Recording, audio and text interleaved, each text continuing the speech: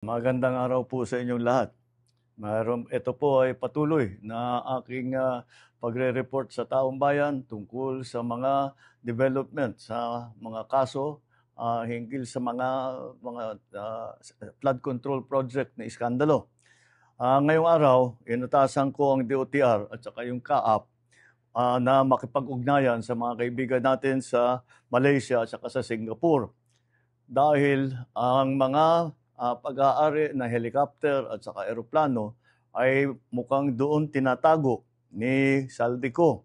At nakarehistro po ito sa kanyang kumpanya na tinatawag na Misbis Aviation and Development Corporation. Ngunit nagkaroon na ng freeze order ang AMLAC, kaya lahat ng galaw at disposisyon ng mga aircraft na ito ay lalong-lalo na ngayon ay ipinagbabawal.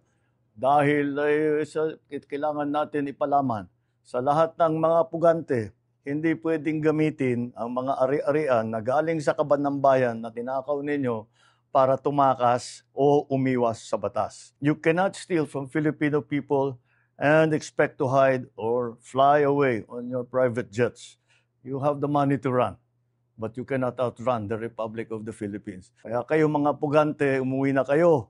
Ang payo ko sa inyo, hindi na kayo turista, hinahabol na kayo ng batas. At isa pang development po, ngayong araw din kinonfirma ng DOJ na si Henry Alcantara ay nagbalik na ng 110 million sa gobyerno at sa loob ng 2 linggo ay magbabalik pa ng 200 milyon. This government intends to bring back every peso, every asset, every person responsible and return it to the Filipino people.